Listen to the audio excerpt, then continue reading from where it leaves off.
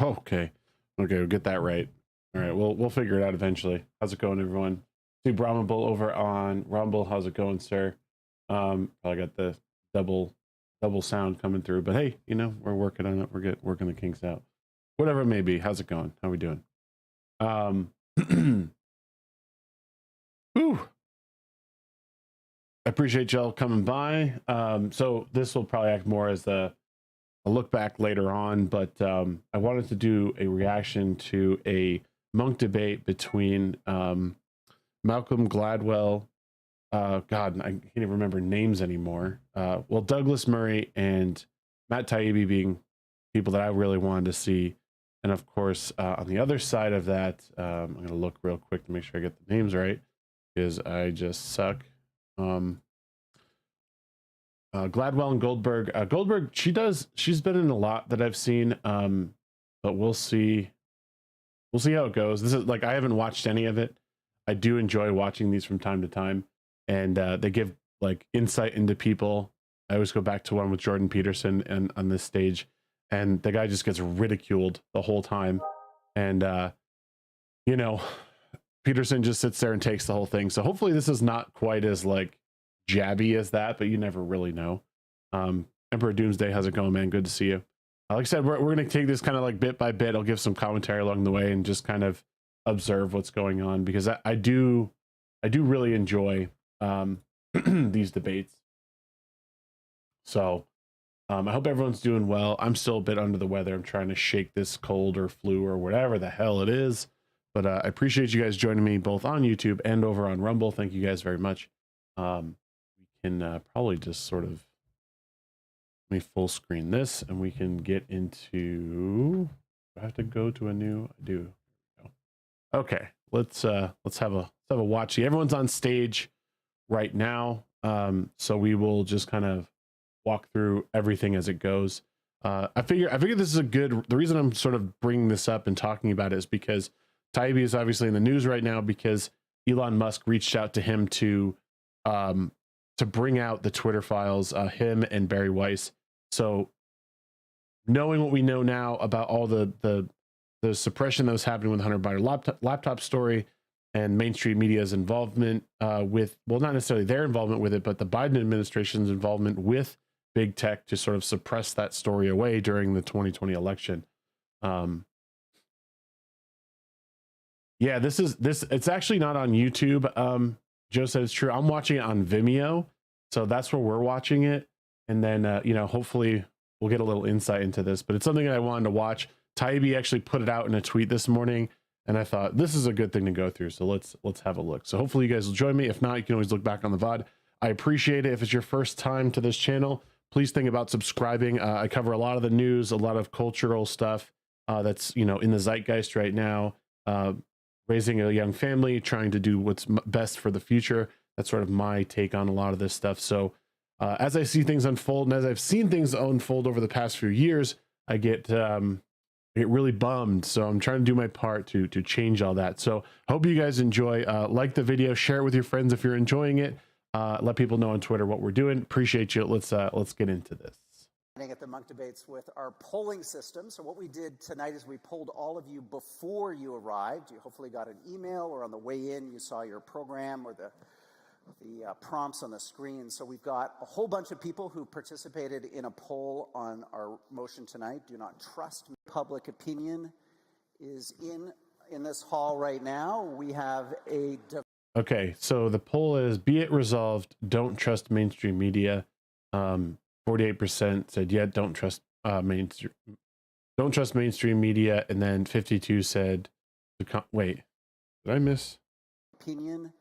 So let's get those results up on the screen to give us a sense of where public opinion is in this hall right now. We have a divided debate, 48 to 52. So an audience that is hanging in the balance here, hinged on this resolution. Impaled on the horns of a dilemma. I love it. What we're going So 48% don't trust the mainstream media. 48% That's okay. I mean, I think that's like at the beginning of this debate, that's where I expected people to be. Is open up a second question for you now, because we want to know, are you open to changing your mind over the course of what you're going to hear in the next 90 minutes? What's up, Terminator? Can you be persuaded to move from the pro camp into the con camp, or vice versa? It's a weird way of putting it. Like, do you think, like, I feel like like the actual question should be, like, do you trust the mainstream media? Seems like an odd way to put it. Persuaded to move from the pro camp into the con camp, or vice versa. Or maybe I'm just stupid. So That's very possible too. If you haven't already logged on, simply text message the word Munk, M-U-N-K, not M-O-N-K, to 37607.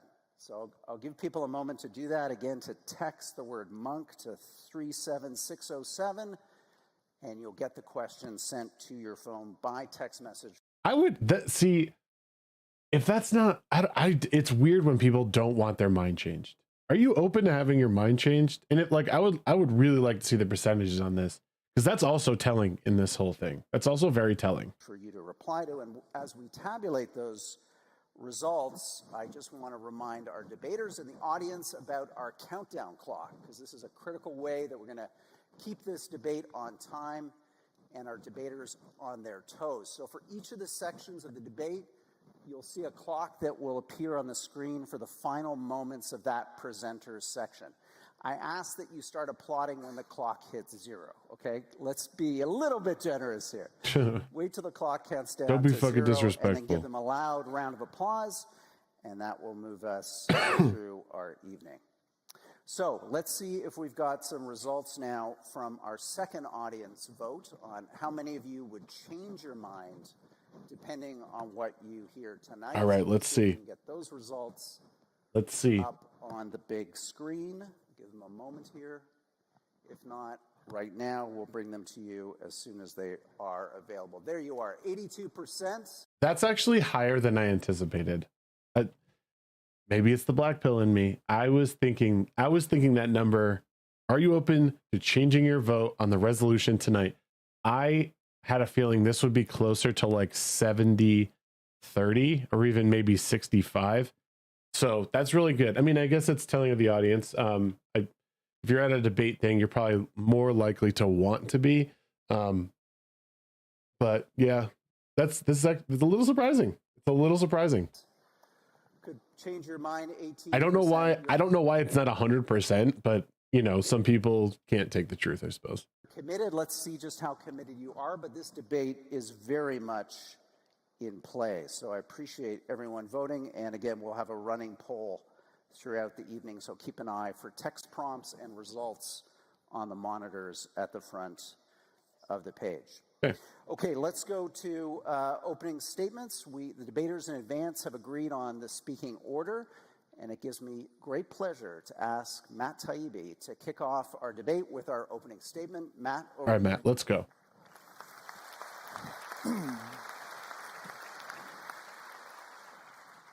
Be it resolved, don't trust mainstream media. My name is Matt Taibbi. I've been a reporter for 30 years, and I argue for the resolution. You should not trust mainstream media. Interesting. I grew up in the press. My father was a reporter. My stepmother was a reporter. My godparents were reporters. Basically, every adult I knew growing up was a reporter. So I actually love the news business, but I mourn for it. It's destroyed itself by getting away from its basic function, which is just to tell us what's happening. My father had a saying, "The story's the boss." In the American context, this means that if the facts tell you the Republicans were the villains in a political disaster, then you write it that way. If the facts point more at the Democrats, you write that. If they're both culpable, as was often the case for me when I investigated Wall Street for almost 10 years after the 2008 crash, you write the story that way. We're not supposed to thumb the scale. Our job is just to call things as we see them and leave the rest up to you.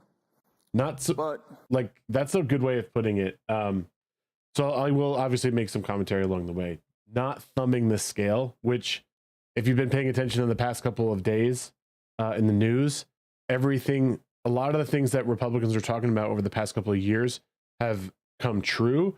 And the Twitter files have shown that the Biden administration has had their thumb on top of the scale. They've been sitting on the scale, not so much thumbing it, but rather sitting on it. So it's important. Like, that's an important point, and I like that he said that. We don't do that now. The story is no longer the boss. Instead, we sell narrative in a dysfunctional new business model. Mm-hmm. Once the commercial strategy of the news business was to go for the whole audience. A TV news broadcast was aired at dinner time, and it was designed to be watched by the entire family. Everyone from your crazy right-wing uncle to the sulking lefty teenager in the corner. Mm-hmm. This system had flaws, but making an effort to talk to everybody had benefits. For one thing, it inspired trust. Talking to everyone. Gallup polls twice showed Walter Cronkite to be the most trusted person in all of America. That would never happen with a newsreader today. Nope. With the arrival of the internet. So I would love to see a poll of like people who watch like their respective political news programs and see how they would like vote on like whatever, figure is in their camp. Like I have a feeling that the left would be way more like, oh, everything he says, maybe, well, especially more in like 2020, like that would have been the case. Maybe not so much now. I think a lot of people are becoming a little bit more black-pilled over this stuff and realizing how just screwed up it is and how far we've come from figures like Walter Cronkite. Some outlets found that instead of going after the whole audience, it made more financial sense to pick one demographic and try to dominate it. How do you do that?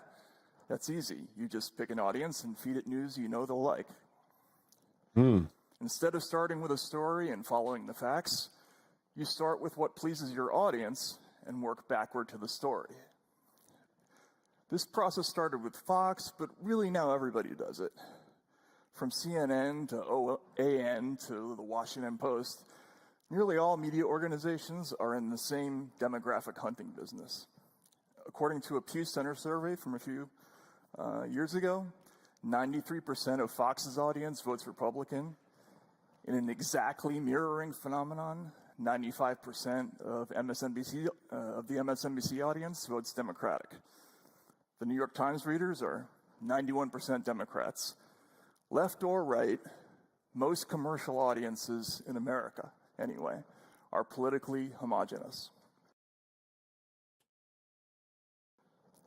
This bifurcated system is fundamentally untrustworthy. When you decide in advance to forego half of your potential audience to cater to the other half, you're choosing in advance which facts to emphasize and which to downplay, based on considerations other than truth or newsworthiness. This is not journalism. This is political entertainment. It's funny to watch. Even so, we haven't even really got into anything. He's just making opening statements. But like to see Malcolm sitting there taking notes, like, oh, what he like, it almost like I agree with all of what he's saying. Like, I don't see how he could be wrong in here. And I think Matt is in a position where he is a bit more left, and like but he's come to this place where it's like I can't possibly trust what's coming out because of how they do things now, right? And it comes down to these places just wanting to put a story out first. It's like, oh, we just want to be first to say this thing happened, and then we'll make sure that our audience loves it, they'll eat it up, and then we'll work backward from there to the actual story. That's exactly how the news plays out. Exactly. And it's therefore fundamentally unreliable. Amen. With editors now more concerned with retaining audience. And if you don't believe me, and you're not going to stick around for this entire thing, go read any headline. Go read any headline that makes you mad, that invokes a strong emotion in you, and then go and take the time to read the article. Most articles are 2 to 6 minutes long to read. And tell me that what's in the article is not totally unrelated, but different than what the headline is reading. you don't believe me, just go do that, and then we can be friends. You will see exactly what I mean. Audience than getting things right. Lots of guardrails have been thrown out. Silent edits have become common. Serious accusations are made without calling people for comment. Reporters get too cozy with politicians and report things either without attribution. Yeah, he knows. Or source to unnamed people familiar with the matter. Like scientists, journalists should be able to reproduce each other's work in the lab. With too many anonymous sources, this is impossible. That is something else that's gotten out of hand recently, is the anonymous sources thing. Like, there's so many people like, oh, my anonymous source says this. Like, get it, but at some point you need to be able to take what the anonymous source says and corroborate it with someone else. We just get a lot of stuff wrong now. In the Trump years, an extraordinary number of quote-unquote bombshells went sideways. From the P-tape to the Alpha server story to speculation that Trump was a Russian spy. The P-tape. I can't believe you mentioned the P-tape. That's funny. That's true. Like, people were looking for this fucking like tape that Trump was like pissing all over Russian hookers. Remember that? Goes started to false reports of Russians hacking a Vermont utility. We've accumulated piles of these wrong stories. Now, I'm no fan of Donald Trump. I wrote a book about the guy called Insane Clown President. But these stories offend me. And that's why Matt's perfect for this, and that's why he's perfect for releasing the Twitter files, because he's no friend of Trump, hates him, wrote the book, and but he still doesn't trust the mainstream media. Good journalists should always be ashamed of error, and it bothers me to see so many of my colleagues not ashamed. News media shouldn't have a side. It should focus on getting things right, which, believe me, is a hard enough job. Until we get back to the basics, we don't deserve to be trusted, and we won't be. Thank you very much. Cool. All right. That was, is Malcolm going to make a statement? The dreaded applause, but we appreciate that opening statement. Now we're going to hear from the con side. Michelle, you're up. Oh, Michelle. Okay. Hi there. Thank you for being here. I can't wait to hear this load of bullshit, but I'll sit through it. So I'm going to try not to make this argument too America-centric, which I know can happen with American journalists. But I do want to start by talking about an election that we just had in America, and some of the things that the media got wrong in the run-up to that election. There was an article on CNN, Why the Midterms Are Going to Be Great for Donald Trump. Politico commissioned a poll. The poll came back showing that more people intended to vote for Democrats than Republicans. Politico then wrote a story about how Democrats were about to get trounced and dismissed its own poll as an outlier. I bought into the red wave narrative because because it was what the pollsters were saying. It seemed to be what the people who I thought knew what they were doing were saying. So I'm not standing up. Is she? Wait a minute. Okay. Up here and arguing that the media never gets anything wrong, and that the media is full of human beings who are subject to all of the frailties that human beings are subject to. Right? The media can be subject to groupthink. It can be subject to fads. Absolutely. What I want to argue is that the media doesn't get things wrong because of ideological What? Okay. Sure. It certainly didn't help the Democrats when the New York Times was reporting again and again that that Republicans were going to sweep. And in fact, it affected people's donation decisions. It affected their volunteering decisions. A lot of people would have allocated a lot of resources differently if they had any idea that some of these races would be as close as they were. The media tends to overcorrect. It tends to respond. It overcorrects to the point of lying because of ideology. This is so like the worst way to start off this whole debate, in my opinion. Like, she's grasping at one little tiny thing, one little teeny thing, and it's like, I don't know. I can't wait to see where this goes, but not a great start in my opinion. Like, Taibbi fucking nailed it, maybe because of confirmation bias, but like this is like I don't know. Like, I really am interested to see where she's going. Joe said, reporters know they aren't allowed to report on Julian Assange because they'll be fired if they do. Yeah, like this is crazy. What's up, Brock? How's it going? To the mistakes that it made. And this can result in new mistakes, but it also means that it is a mechanism that is inherently self-correcting. I think that when you say, can we trust the mainstream media? Obviously, you should seek out lots of sources, right? People should read Matt's blog, they should read conservative media, they should read liberal media. But think about the big stories of the last 5 years or so, from the Trump presidency to COVID to the war in Ukraine. If you had just followed the CBC, the New York Times, the Washington Post, the BBC, they all got some things wrong. I think a lot of the media didn't pay enough. Their job is to report on the facts, not to kind of be right on something. The only job of the news is to be right. And that's like Matt is arguing, like right now, they're doing what she's saying they're doing. Like she's proving him right. Well, we write stories first and then we work recursively backwards till we get to the actual story. So places are writing stories based on their ideology, so their audience will consume it, and then they will fill in the gaps where they need. Like, and this is why there's no trust in the media, and why you shouldn't trust the mainstream media. The mainstream media should be reporting factually on something, and if you can't give a mostly factual, like the bones of it, like you should be describing a human being and not us finding out it's a cat. And that's what's going on. Attention, for example, to the problems of quote unquote, I say this as someone with young children, remote learning. I think we got a lot of things wrong during COVID. But in terms of not a good start, lady. Stories, not a good start.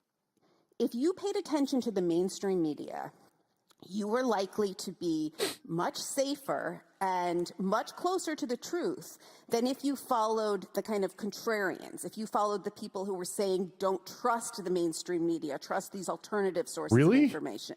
If you were saying that, for example, it was a common refrain, I think. Wait. We got a lot of stuff. Like, again, do you hear this woman? She'll say one thing and then completely change. She goes, we got a lot wrong with COVID. We got a lot wrong with it. But if you had followed the mainstream media, you would have been more informed than if you had followed some of these other alternative things. You just said, just contradicted yourself. And that Matt made again and again throughout the Trump presidency, that people who were extremely alarmed about the prospects of authoritarianism, that people who believed that Donald Trump would try to overturn our constitutional order were hysterical. That's not what he was trying to do. I think that the point of view of the hysterics is actually held up kind of well in light of January 6th.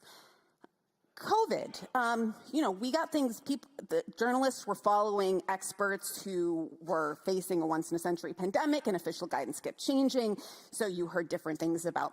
But we were ignoring people who were doing different things, who are actually doing science. That's the problem. The problem is that mainstream media was reporting one thing, and they would not allow other things to be reported on. Again, getting the whole story or more of the story in reporting, like, that's a good freeze frame. Masks, you heard different things about whether or not the vaccines really prevented transmission. These four girls waking up in real time. The vaccine was as good as the mRNA vaccines. However, if you followed the mainstream media, you knew that COVID, pretty early, you knew that COVID was airborne. You knew that it was more serious than the flu. And you knew that the vaccines were likely to protect you. The COVID contrarians, the contrarian media, the one who were saying not to trust kind of mainstream sources of opinion, were saying this is just another flu. Deaths are going to be 6,000. The media doesn't want to tell you. I mean, Matt wrote this several times. The media doesn't want to tell you about ivermectin. They don't. Similarly, with Ukraine, they want to tell you it's horse paste. In the run-up to the invasion of Ukraine, the media actively called The mainstream media actively called ivermectin horse paste. They were intellectually dishonest about a very, very old treatment, and they basically slandered and libeled people for taking it and saying it was effective for them. It did not allow it to be reported on. And even the all-knowing, YouTube did the same thing. Again, I'm not a doctor. I'm not saying you should do anything. I'm just saying the objective fact is that information was suppressed away, and that was not allowed to be discussed. Again, I think Matt said that the media is overhyping this, that people are kind of taking stenography from the Biden administration, that Russia actually is probably not going to invade. And then when it did invade, what you've heard from a lot of kind of people who reflexively distrust the media is that the media is being too triumphalist. They won't admit that Russia's doing much better than they say. They pretending that that the Ukrainians have more of a chance than they did. And Matt's look on his face was exactly that, Emperor Doomsday. Pressing X to doubt right now. Again, I would just say that I think that the mainstream media has gotten the big things right. And so while mainstream journalism, there's a lot you can say against it. I would, just to paraphrase Churchill, it is the worst system in the world except for all the others. Thank you. Oh my God. If someone could fall flat on their face while standing up, it would be that. Thank you, Michelle, for that terrific opening statement. We're now going to turn it over to Douglas for the next pro opening statement. Douglas, the stage is yours. Well, thank you very much, Rudyard. Love Douglas, by the way. I would love to talk with him someday. It's a great pleasure to be here. As Rudyard said, I've come a rather long way from the front lines of the Ukraine conflict because I like to see these things with my own eyes for myself and to come to my own conclusions. I came out through Moldova the other day, through London, then got to Toronto, and a friend of mine said, "Why are you going to Toronto?" I said, "An invitation to Toronto in late November? Who on earth says no to that?" Only a madman would say no to that. You'll see shortly why I'm so keen to speak about this issue here in Canada. Let me put it this way, though, to begin with. I would say in recent years, any sentient observer of the media will have had their moment of realization, a moment where they saw through something that the mainstream media was doing. It may have happened because the mainstream media said something about you or someone you know. It may be, as in my case, for instance, that an entire country got maligned by the mainstream media. It's very interesting, this result. It was a 48-52. That's exactly the result the British people had in the Brexit vote. You know what? When we voted to leave... And what he was saying was what I was saying earlier. Like, go and read any headline. So, like, at least once a day, read a headline, read the article, and then compare and contrast what the two are saying.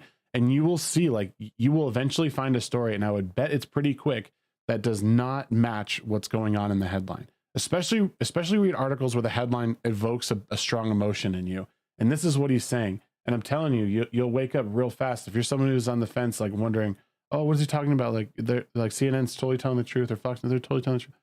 Just read the headlines, read the article, and you will see the difference. It's not exclusive to one side or the other. They both do it, and it's both pretty shitty, and it's meant to, like, control you emotionally. The European Union. We did so against all of the implications of the New York Times, Michelle's employer. We just didn't listen to them. And the New York Times never forgave us. Ever since 2016, there has not been one story in the New York Times that's positive about Britain. We have had, and I'll run through some of them, we had a culinary review that said that the British people still survive on mutton and oatmeal. We had an anti-Brexit piece from the north of England, from Lancashire, a piece of reporting, where the author ended up having to admit that every single one of his facts was wrong, but his perception was correct. We had, recently the New York Times drafted in somebody from Russia Today, Vladimir Putin's propaganda channel, as an employee of the New York Times, to attack Brexit Britain. And when Her Majesty the Queen died, not 10 days of mourning was observed at the New York Times, 3 hours before they started attacking the Queen. And they did so day after day after day, because they hate Brexit Britain. That is just an agenda, ladies and gentlemen. That's not anything else. That's an agenda. One they've decided. So he's calling her out on the bullshit of, like, that these are not, like, news organizations are not doing this on ideological lines when they absolutely are. And I know exactly what he's talking about. So and there was a lot of hit pieces on the Queen, like immediately, like her body was still warm and these things were coming out. And people like Douglas Murray are just fed up with it. Like they're fed up with it. Douglas Murray, if you guys are into reading, if you guys like books, he does a great book on, it's called The War on the West. I just finished it probably 2 months ago. So good. I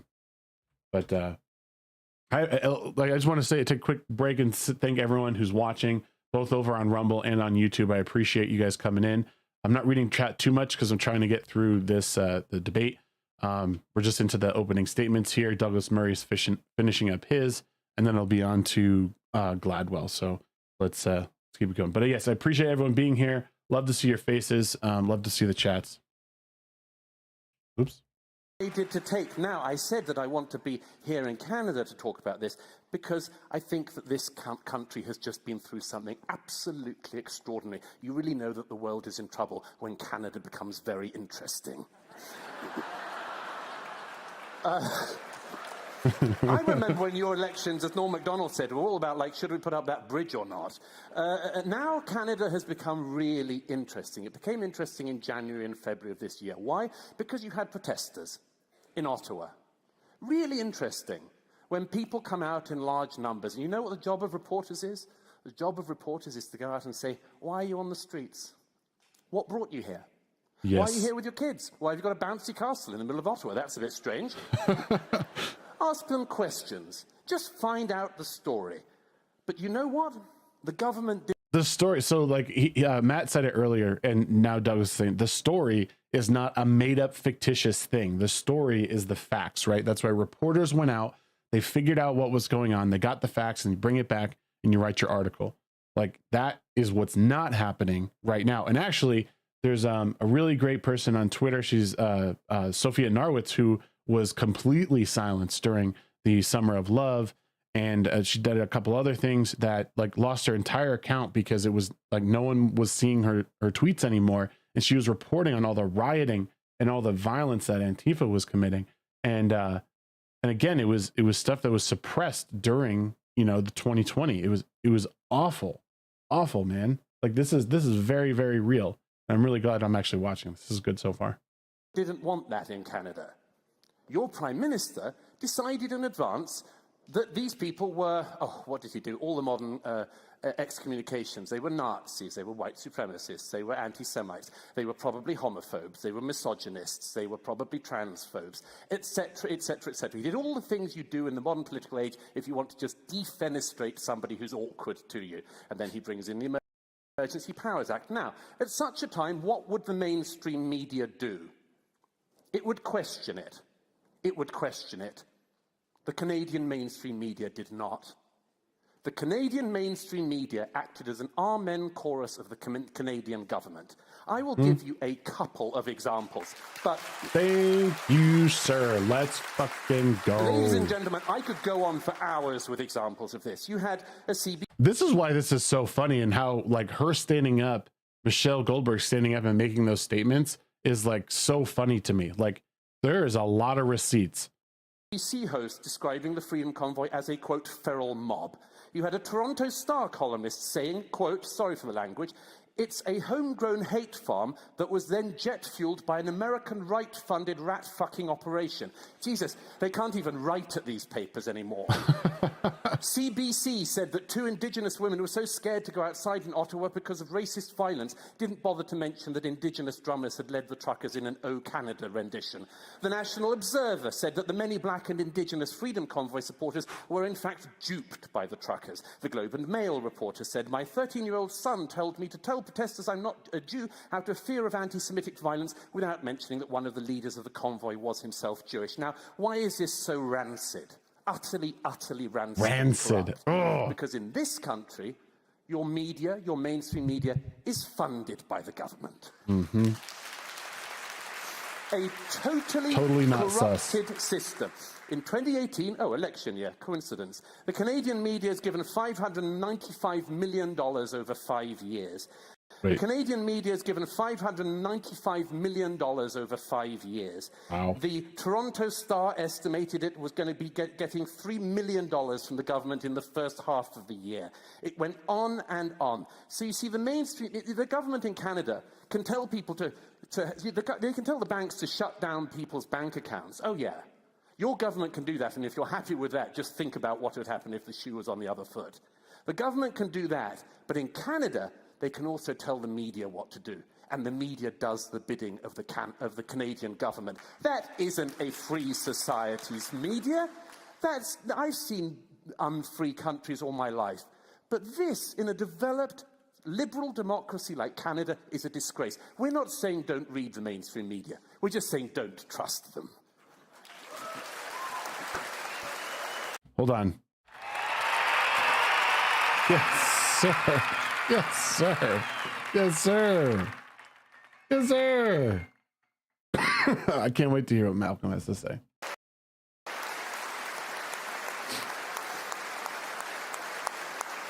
And that's exactly what I would say to you. Don't not consume the mainstream media. Just don't trust it. And like even Michelle was saying like the same thing essentially. She was basically saying like, oh, get your sources out from other places, not just one place. It's like that's a huge problem. And then, you know, referring to the Canadian government being like, or the Canadian news being funded by the government. That's, you know, what? Thank you, Douglas. Okay, Malcolm, you're going to get the final opening statement today, so take us away. Thank you. It's a pleasure to be back home. I thought I'd just tell two very simple stories. One of them will not be about the truckers, who I think have been well defended by my colleague, Mr. Murray. My first story is I spent the first 10 years of my journalism career at the Washington Post, which that is the definition of the mainstream media. And this was from the mid-'80s to the mid-'90s, in the era of the mainstream media's greatest influence. And the two things, it was there that I learned my trade as a journalist. And there were two things that were drilled into me at my time there. One was the importance of fairness. If you quoted someone denouncing someone else, you had to call up the person who was denounced and get a response. If X said something about Y, you had to call Y and find out how they felt about what X said. You had to make a good faith effort to talk to all sides of an issue. And if you did not do that, your story did not appear in the paper, right? Second thing that was very important was accuracy. I remember once I did a story about a mall in Buffalo, and it was an upscale mall, and they had the bus stop across a busy highway from the mall. They didn't want anyone, the sort of person who came on a bus, to come to the mall. And in the course of writing this story, I talked about what the bus service was. It was the Amherst bus, and I said, even the bus doesn't come from the city of Buffalo. That was an error, a dumb, stupid error. The next day, the bus service and the mall and the city of Buffalo called the paper very angrily, demanded a correction, which they got the next day in a very prominent place. And I was pulled in by my editor and given a dressing down that I remember to this day, right? I mean, basically, I was told I was this close to being fired. That's how seriously the paper took the commitment to accuracy in its pages. Now, Matt would have you believe that those two principles are no longer a part of the brief of the mainstream media. I would like to say to him, that's completely false. He is so far removed from the mainstream media that I think he has a naive view about what goes on inside. So I don't know what he's going to say, but if he's talking about editing and retractions and stuff like that, yes, they happen, but nobody reads them and nobody cares. So like, this is okay. If the practice is there, good. And if journalists get yelled at, great. But we don't see this in practice. Like I don't, at least. I don't know. But the reason I'm watching this is I'm willing to hear what he has to say. So let's hear what he has to say. Mr. Grant Gregory, good to see you, man. An early shag? Yes, an early shag. That's right. Those institutions. They remain committed to a professional set of ideals that they have held for decades. Story number 2. Even they're I laughing. was on a British podcast this summer, very much a media platform that is not part of the mainstream media. And it was a long 2-hour interview. And in the course of this, my host went on a long and impassioned critique of working from home. And I very briefly chimed in with a few thoughts of my own. I agreed with some of what he said and didn't agree with other things. Thought nothing of it because he occupied about 90% of that conversation. Then in the following week, when the podcast came out, they released a clip which was just of my contribution, making it sound like it was my impassioned rant. And then someone on social media picked it up and said that in the course of this impassioned rant, I had burst into tears, which was not true. And then someone else found a picture. We had moved into new offices, my company, and I had tweeted out a picture of my office because I was so proud of it. And someone took that picture online and said, this is Gladwell's picture of the office he works from home, which was nuts. But everyone believed that too. And so word got around the internet that I was someone who worked from home, believed everyone else should not work from home, and was... Twitter's not the mainstream media, by the way. It's a social network platform that people can say shit on. Just like we can all stand on the side of the road and say the shit that comes to our mind. It's the very same thing. So hopefully he's not going where I think he's going. So overwhelmed emotionally with my hypocrisy that I was close to tears. The height of it was, I was trending on Twitter for a while. It was quite an extraordinary experience. The height of it was when some blogger in Philadelphia wrote a story saying, this is exactly the kind of hypocrisy you should expect from a single childless man who never leaves his apartment. And so I called it up and said, I'm not single, I'm not childless, and I don't have an apartment, and I go to the office every day and have done so for years. And he said, I'll correct it. But then, of course, he never did. And in the course of the entire controversy, only one reporter called me to try and set the record straight. And where did that reporter work? In the mainstream media. Now, yay, you have one example. Woo! I've been talking, or others have been talking about content, the content of the things that people in the mainstream media say and the problems they have with that content. I don't think the issue here is content. The issue here is process, right? The issue here is the mainstream media has a set of professional norms in place that work the best way they can towards the production of fairness and accuracy.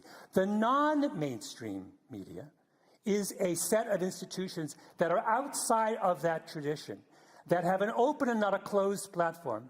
And you cannot have an open platform and simultaneously adhere to a strict set of professional norms. You cannot say anyone can become a doctor and then complain when the surgeon takes out your spleen and thinking that it's your gallbladder, right? Okay, so now it's time for examples of what you're talking about, because that is just like complete and utter horseshit. The majority of these stories, especially the controversies surrounding mainstream media, have been around left-leaning media. Most of the independent journalists have gotten it right. That's what the Twitter files are all about. Most of those things were done through independent journalism. It came out, and then we were silenced, or if you weren't a part of the mainstream media and you weren't part of the mainstream narrative, rather, you were silenced. So this guy is just sitting up here lying through his teeth and not even giving examples. Anecdote is 100% proof. I just proved it with an anecdote. Yeah, exactly. Now, why am I making such a big deal about this? Because trust is not about content. Trust is about process. No, what? Trust is about process, not content. No, wrong. I mean, it's both. If you have a good process, if you have an ethical process, the content will be there. But the content is the key. We are consuming the content. The people watching the news are consuming the content. We don't give a fuck about the process. I mean, we do, but the end result is what we are consuming. It behooves these companies to have an ethical process in order to get the right content, but the end result is still the content. And there is one institution here that strikes me has a commitment to the right kind of process, and a whole set of other institutions that most assuredly do not. Yeah, all right. Yeah, okay.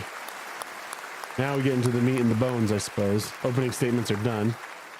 Thank you, guys. Some terrific opening statements. That's what the Munk Debates is all about. You've heard these different arguments. Now we're going to get into rebuttals. It's an opportunity for each of our debaters to confront their opponent's ideas. You can follow along our running poll. The prompts are on the monitors, stage right and left.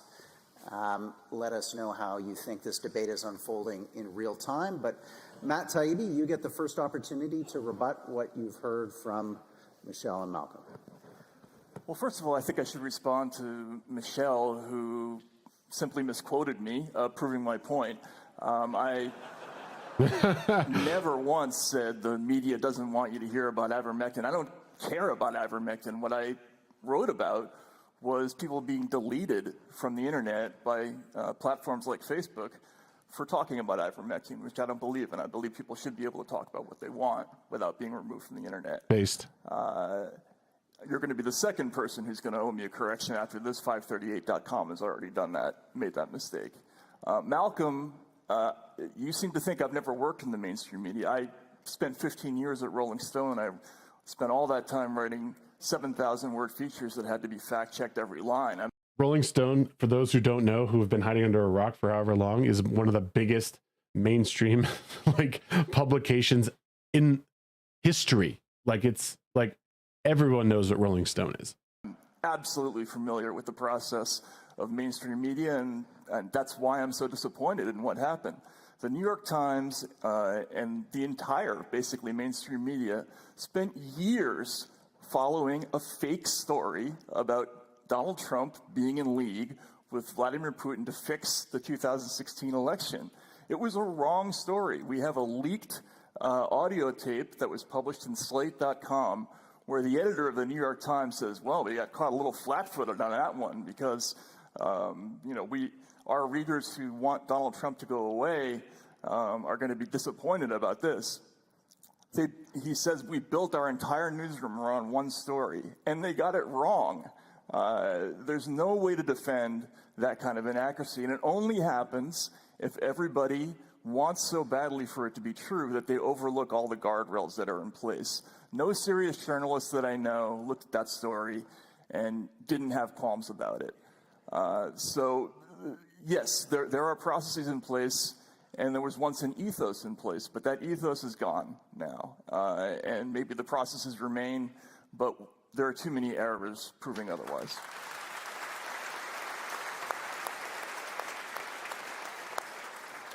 Thanks, Matt. I'm going to make a slight adjustment here on the clock because these rebuttals should be 3 minutes each, not 2. So I'll figure a way to get you another minute somewhere in this debate, Matt. So we'll get that changed or keep an eye on it. Let it count down for an extra minute because I want you to have your full 3 minutes.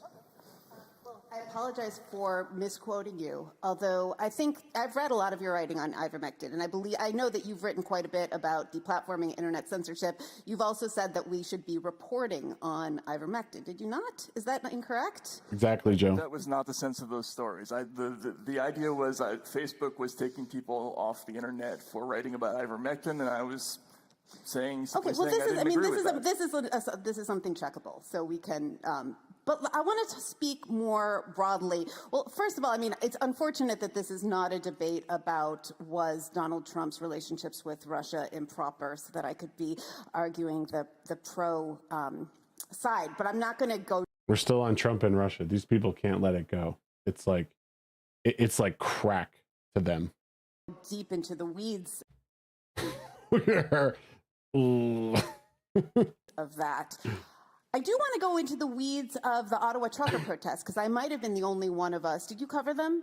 No. So I think I might have been the only one of us who was at the Ottawa trucker protest. Glad to hear. And good.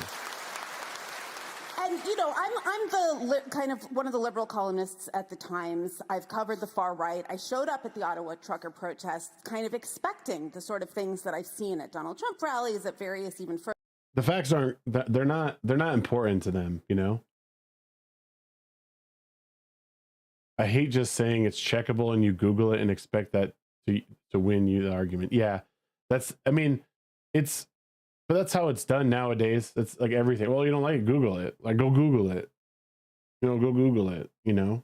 For the sake of like time and not dragging this out for 8 million years, I wasn't personally going to look this stuff up, you know, each and every one. It might, you know, for future reaction stuff, it might be fun to do that, but it was kind of off the cuff. And, but yeah, but in the whole debate thing, they do that a lot. Further right events, and didn't find it. You know, I was really quite astonished. I think that it's been pretty conclusively shown that the organizers of this protest were people on the far right, were people with very kind of unsavory and sometimes racist ideas. But what really shocked me walking around and talking to people was how many people were just either totally politically disconnected. I remember getting into a truck with someone saying, "What inspired you to come here?" And he said, "Mushrooms." You know, he was tripping, and he had this desire to get in his car and drive. You know, but there was a lot of people who were just traumatized. They were lonely. They were so happy to suddenly be surrounded by people after having been isolated for so long. People were hugging each other. People were hugging me. Even failing to see how this connects to mainstream media not reporting properly on it. She's yet to rebut that, really. But okay. Again, she hasn't finished, so we'll see what she says. Even though I'm from the hated mainstream media. And I told my editors that this is what I found, and they said, "Great. That's more interesting than what we thought you were going to find." It was more interesting. And I wrote it, and they devoted an entire page to it. I'm not going to defend all of the mainstream media coverage of the Ottawa. That's what you're...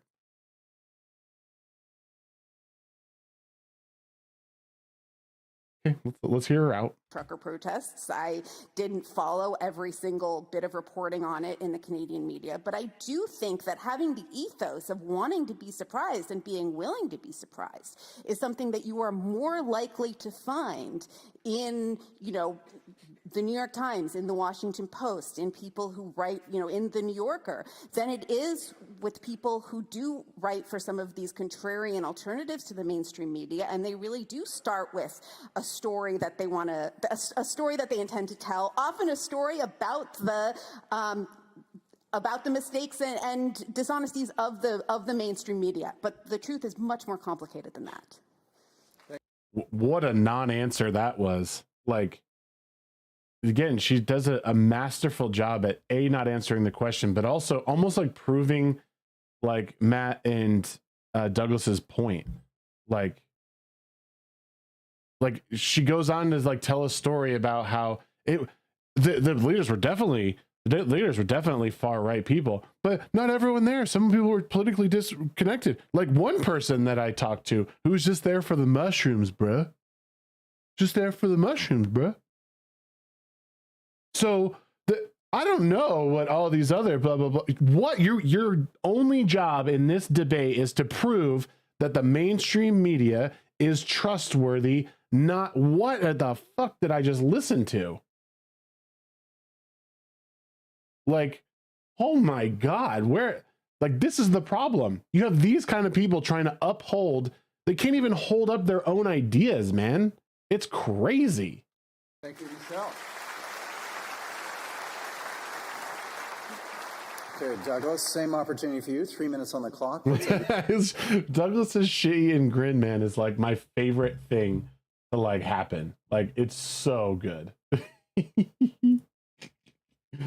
Thank you again, everyone who's here watching the live reaction to this debate. Happened very recently, but I thought in the spirit of everything going on with the Twitter files and Matt Taibbi being at the front and center of that with Barry Weiss, it was very appropriate to look at this. This is basically, should we trust the mainstream media? I think a lot of people here think no, we should not. But it's important in discussion to hear this back and forth. I'm a big fan of Douglas Murray. Hope to talk to him one day. But listening to the pro-trust mainstream media side, it's not looking great. so far. They're building a house of cards in the middle of a windstorm. Ghost House says, I'm not here to engage with your argument or even build my own. I'm here to cope and dissemble. Yeah, that's exactly what's happened. Uncle Bubba says she is so proud of herself. Yeah, she's so proud of the not having said anything. Your rebuttal. Thanks very much. I'm delighted you went to the protest. I'm sorry I was on another story at the time. And I'm delighted that you reported honestly, since you didn't report Matt's comments honestly tonight. And the last time you were on this stage with Jordan Peterson, you didn't report his comments accurately either. Based. She didn't. Let me address the main point that has come out from the other side, which is that the mainstream media has frailties. Sure, it has frailties. And nobody is saying that non-mainstream media don't have frailties. Of course they do. The simple proposal in front of the audience tonight is whether or not you can trust the mainstream media. Yes, thank you. That is that you don't need anything else. You don't need any other information from elsewhere. You can just turn on CBC in the evening and you know you've got your stuff. You can pick up the New York Times, the Washington Post in the morning, and you know that there's no spin on the story. It's absolutely accurate reporting. Right, and just so you, like, so the problem is that she said, like, so these guys are arguing that, right, that you should be able to turn on these mainstream news organizations and get the facts and get the story without spin. She had said in the beginning, in her opening arguments, that, well, you shouldn't just trust everything. You should get your information from a lot of different places. And it was like, I think you're at the wrong debate then, because you're supposed to be defending mainstream media here. So good on these guys so far. I was interested by Malcolm's story about himself because I wonder, Malcolm, if you hadn't have been yourself, whether you would have got that call from a journalist. I wonder if you weren't yourself, if you weren't a New York Times best-selling author, if you didn't speak to audiences like this. I wonder if you're just an ordinary member of the public who'd been grossly defamed in the mainstream media, whether they'd have bothered with you. I'd submit no. Because time and again, that's been shown to be the case. Now, look, as I say, you don't have to believe this evening that you should never read the mainstream media at all. What we're simply saying, among other things, is, firstly, the mainstream media isn't the mainstream media that it used to be when we were all, sorry, some of you are a lot younger, but when most of us were growing up, okay?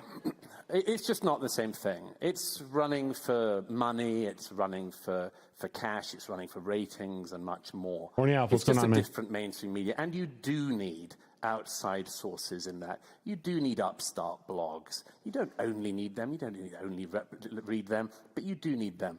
The second thing is, again, I come back to it, if the mainstream media today wants to put a spin on a story, they can do it all the way. Look at what happened the other day with the Colorado gay bar shooting in America. Again, we're in Canada. I don't want to talk just about America. Look at this. It's appalling. We're just so rich in culture. Somebody shoots up a gay bar. Whole load of the media start talking about the right wing, about the right wing shock jocks who've caused this. They go on and on about it day after day until, oh, it turns out the man taken into custody is non-binary. Story disappears. That would have been a really interesting story to keep on at. But it just goes away because the narrative isn't the one that the mainstream media wanted. It's too complex. Yeah. So I applaud you, Michelle, when you go and find complex stories and you explain the complexity.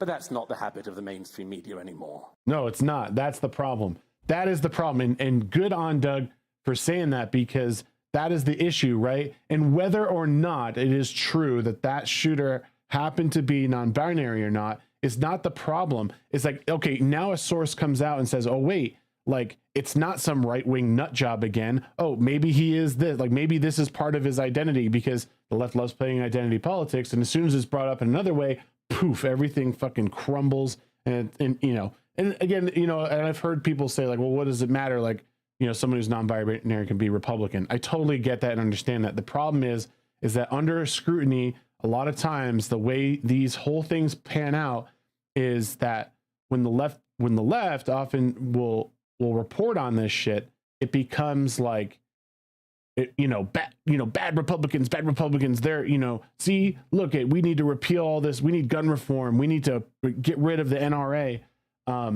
We saw with the guy with the Waukesha guy, what's his name, Darrell Brooks. We saw with him, they were reporting on him was the most like disingenuous reporting I've ever seen on it. Like they didn't want to say anything about this guy running people down, right? They started playing the mental health angle. Like, oh no, you know. Meanwhile, he killed, I think, as many people, if not more, than Rittenhouse did. And this guy just did it for fun. Just for funsies, just ran his freaking car down the middle of a parade. But how was Rittenhouse treated in the news from left-leaning sources, right? Because he was using a gun. Well, this guy didn't use a gun, he used a fucking car. Like, this is what we're talking about. If you can't see it at this point, you're too engrossed. But you can get there, like I said, read headlines, read the whole story. You'll see the differences. You'll start seeing that these things don't line up. It's very, very obvious.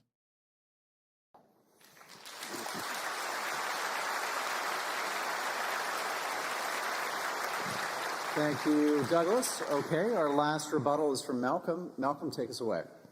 A couple things that I'm puzzled over. One is that I thought that since you guys were in favor of the proposition, you would at some point have given us a definition of what you meant when you used the phrase mainstream media.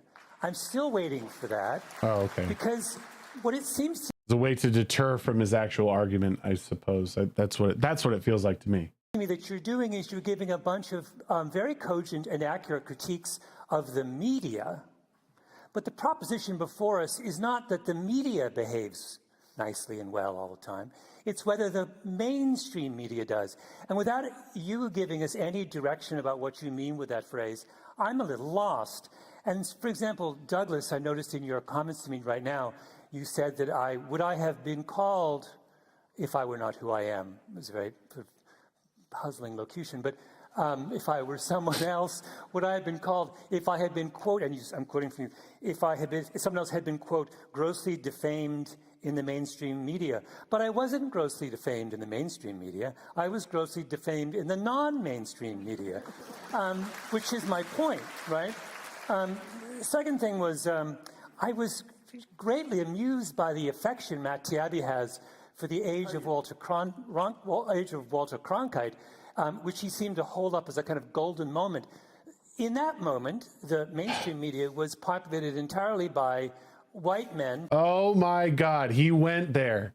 He went there. He went there.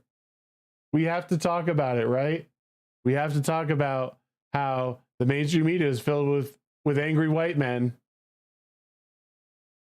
Oh my God, dude. This is, I want to turn this off now. Yeah, he was just saying that Twitter was essentially mainstream media. Like, what? From elite schools. Why you would have had such affection and say that's the gold standard, and we should trust the mainstream media precisely at the moment when the mainstream media is least representative. Oh, Jesus Christ, dude. What? This to me just throws everything. Oh, you got nothing? Here, let me just throw race at the wall real quick and see if that fucking sticks. Dude, that is fucking weak. And he already brought it out. We're like 45 minutes in, is halfway through basically, and we're like through the first round of rebuttals. God damn, dude. God damn. Is really puzzling to me. I would point out that at the height of Walter Cronkite's reign in American media, neither people like Michelle and I wouldn't have been on the stage, right? We weren't part of the conversation. Yeah, let's just apply our standards today to a time that doesn't exist anymore. Yeah, let's do that. That's totally fair. That's totally intellectually honest. God, man, it never ceases to amaze me. Everyone in the seats is face palming. Exactly. So I don't know why we should hold such a kind of affection for that moment. I was also... Let me break it down for you then. If you ever happen to see this, maybe I could explain it for you. Because journalistic integrity was a bit more intact in that age. He was making the argument that then you could actually get a fairly balanced news from these sources back then. And again, these guys, Taibbi and Murray, they haven't made any statements regarding anything. Like I don't even think they brought up race once There hasn't been one thing that has been brought up regarding race on the other side. But since now he feels that he's backed into a corner and doesn't have any real defense, he's going to break out the race card. Brahma over on Rumble says he wasn't talking about the representation in the media. He was talking about the way the news was presented. Exactly. That's exactly what he was saying. Also struck by the contradictions between the comments that both of you made. When Douglas said that he was very upset at the way the Canadian media acted as an amen chorus of the Canadian government. Well, okay, so Mike has bad news. Says I almost agree with him. The integrity of Walter Cronkite was not balanced. I think, but the argument from there on this thing is that in that day, there was a bit more journalistic integrity, and when you received information from the news, because 5 o'clock family sat down and did it, then you got it. My issue with what was just said was that it was the race card that was played here. Again, I don't think it has anything to do with the argument. Just because Walter Cronkite happens to be white, doesn't mean that it was any less or any more valuable as far as news goes. So, I mean, you can agree with that for sure, but again, that has no place in this argument. With respect to the truckers, I would just point out that the reason Walter Cronkite was so beloved by people like Matt Taibbi's father and grandfather is that he was an amen chorus for the United States government. So the two of you should really get together in the next 5 minutes and work out your story. One last comment, and that is I was most amused by the particular... he should be embarrassed that he just said that. If there's not some form of embarrassment, he should. That's insane. Walter Cronkite got stories wrong and admitted it on air in the beginning of the next show. He owned it live in front of millions. That's fair. And I don't know that, but I believe you when you say it. But this is the problem that people aren't getting. Yeah, he's distracting. It's exactly what it is, and it's bullshit. Intellectually disingenuous. Particular subjects that seem to have excited the imagination and outrage of the two of you. I'll just list them before I go in my last 19 seconds. Donald Trump's relationship with Russia, the Canadian truckers, ivermectin, Jordan Peterson, and then something about this thing in... These aren't things driven by the mainstream media. These are obsessions of the non-mainstream media. Once again, work it out, guys. Yeah, okay, and yes, they are. Yes, they are. And here's the thing. They're things that are talked about by, I guess, alternative media in their sense, but they're things that we want them to talk about. You're not even saying anything about it, and it's important information. And yes, by the way, mainstream media has covered ivermectin. They have covered it. And they've talked about and they've defamed people like Joe Rogan and calling them, idiots who take horse paste and shit like that. The New York Times, I want to say the New York Times has said something. I'm being reactionary right now about that, but I know that there's been articles about ivermectin in general that were just written to make people on the right look stupid, as if we don't know what we're talking about. Again, this is the problem, and this is the argument it's making. They're making the case. They're making the case for Matt Taibbi and for Douglas Murray at this point. I think he was right.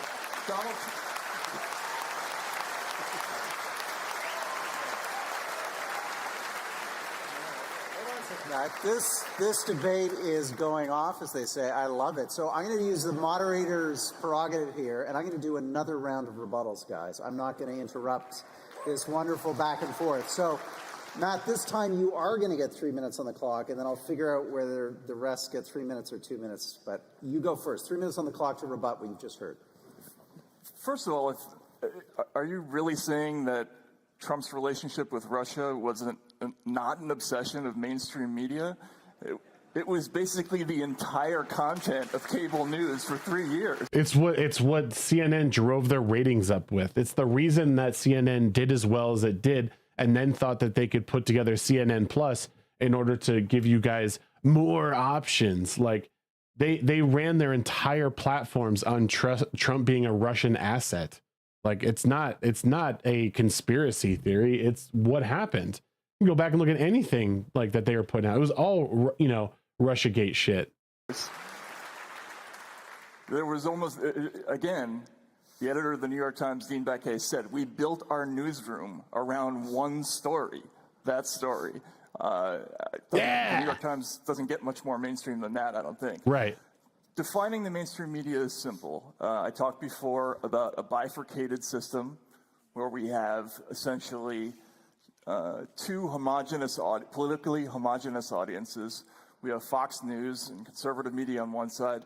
The mainstream media, roughly speaking, is the other side, right? That's what we mean when we talk about the mainstream media. And yes, I would argue that Fox News is part of the mainstream media.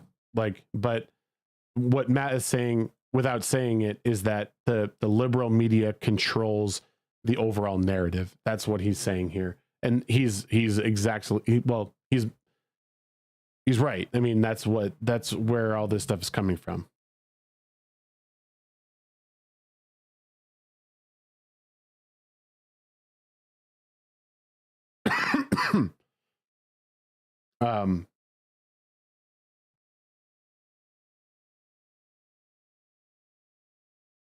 So, but Fox News is still part of the mainstream. Like, it's still part of the mainstream. As I said in my speech, the old system under Walter Cronkite had its flaws, but it did have its advantages as well. Making the effort to talk to everybody garnered more trust in the public. There is a reason why people trusted news people more 20 or 30 or 40 years ago than they do now. Now, when people meet someone from the New York Times or from the Washington Post or from MSNBC, out in middle America, they don't talk to them. You cannot get, those interviews are very difficult to get now because people perceive those institutions to be not on their side. Now, this is very different. I know this as a campaign reporter myself. I've watched over the years how this has changed. Once upon a time, I could interview for Rolling Stone Republicans with no problem. People loved it. They would always talk about how Dr. Hook was in the cover of Rolling Stone. But over the years, progressively, people became more reserved and they became more distrustful, and they should have been, because the media made more and more mistakes over those years. Think about the WMD episode. We talked about the haloed processes of the mainstream media. Everybody got this wrong. And not only did they get that wrong, after they got it wrong, they promoted all the people who were the most wrong and fired all the people who were the most right. Some of the people were never forgiven for getting that story right, and some of them are editing major magazines today for getting it wrong. So that people have a reason to distrust the media. Of course they do. That's all I have to say. Okay. Let's continue with our rebuttals, but just for the sake of time and moving us to this debate, I'm going to go 2 minutes each for the remaining 3 rebuttals in this second round. So we'll set the clock to 2 minutes. Thanks, Ann. Appreciate you, man. So I guess the point that I keep coming back to is that this critique of the mainstream media, and particularly this critique of the mainstream media as kind of ideologically blinkered, is itself, I think, rooted in a very simplistic and distorted view of what's happening both in politics and in the relationship between the media and politics. I mean, specifically, the idea that there was nothing to the Trump-Russia story. And I don't want to go too deep in the weeds, but this is bananas. I mean, certainly the Mueller, people put too much hope, people who despise Trump put too much hope in that Mueller would bring him to justice. But what we've learned, I remember when this report first came down, that there was kind of concern in the intelligence agencies about Trump's relationship with Russia. If we had at that moment known that Donald Trump's campaign asked Russia for help in winning the election, asked Russia for help in the election, if we had known that Donald Trump was seeking to do a huge business deal in Moscow and seeking Putin's assistance, if we had known at that moment that his campaign manager, who before then had managed the campaign of pro-Russian candidates in Ukraine, if we had known that his campaign manager was passing intelligence to somebody who was believed to be a KGB agent, and if we had known that Russia then did hack and leak the emails of the Democratic candidate for president, we would have thought, well, this is an astonishing blockbuster. And so it's really much more complicated than that. Finally, about Club Q, nobody believes that he is non-binary. If they did, they would think that this was a fascinating story and would love to report it. The media loves counterintuitive stories more than it loves ideologically convenient stories. Wait, what? Get the fuck out of here. Pardon my language. Excuse me? Hold on. Let's Fascinating story and would love to report it. The media loves counterintuitive stories more than it loves ideologically convenient stories.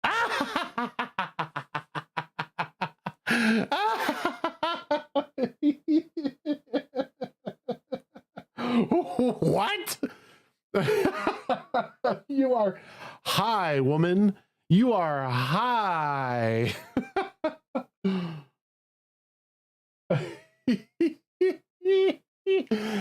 You think you if she actually believes that, there's no way she actually believes that. And there's no way that the general public believes that shit.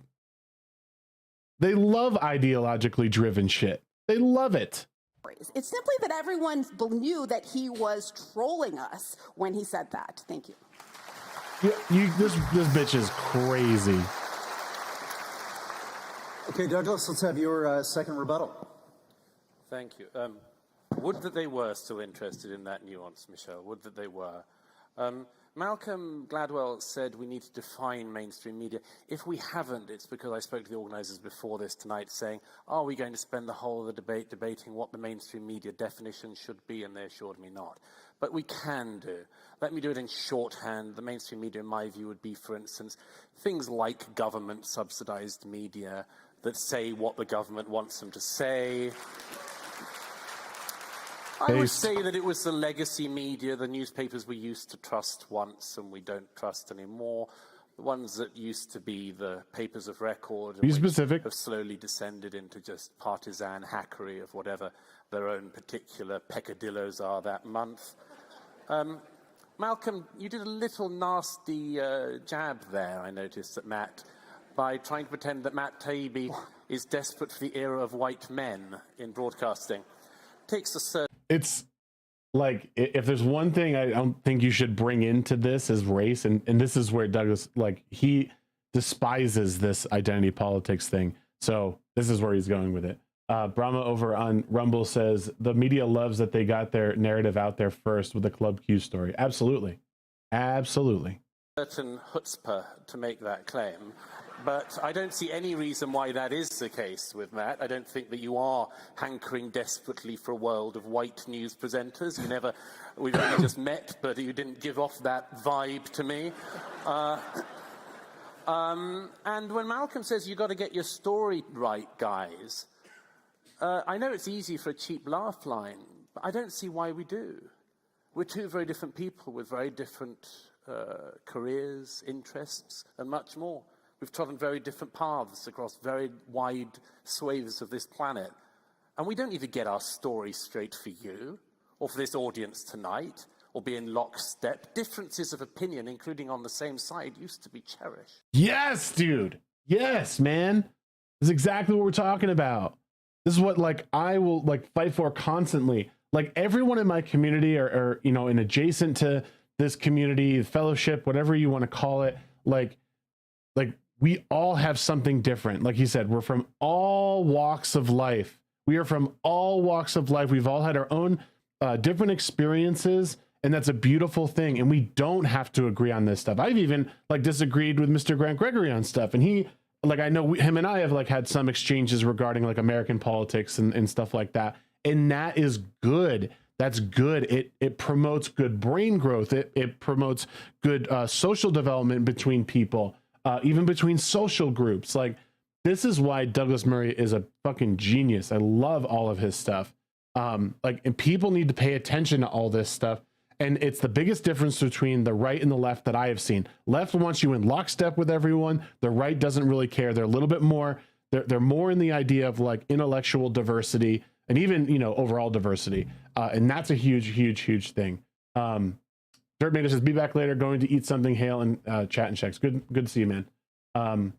So Space Zombie says, well, if it isn't, Look said, no, the one bearded guy that isn't Jason Momoa. What's up, dude?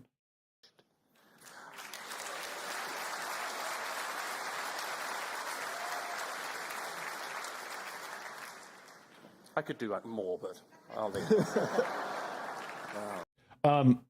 Joe said it's true. Anyone here watch Jimmy Dore? Check him out. He's on the left, and mainstream left outlets can't stand him because he preaches unity. Yeah,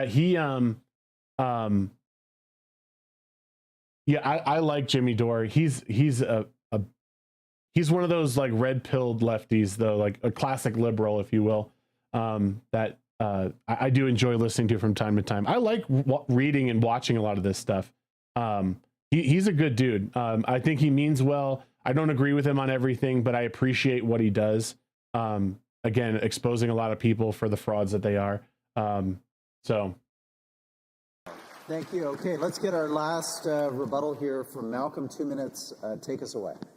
I was astonished to listen as Matt Taibbi doubled down on his defense Can't of Walter say his Cronkite. last name. I feel like there should be a giant picture of Walter Cronkite behind him. And he said, the most incredible quote was, Walter Cronkite, the era of that era in journalism was distinguished by people, journalists, quote, making the effort to talk to everybody. Now, he's talking about the 1950s and 60s. I just wanted to make a... Here comes another race. Here comes some more race bullshit, guaranteed. Hold on to your butts. Short list of the people who were not spoken to by journalists in the 1950s and 60s.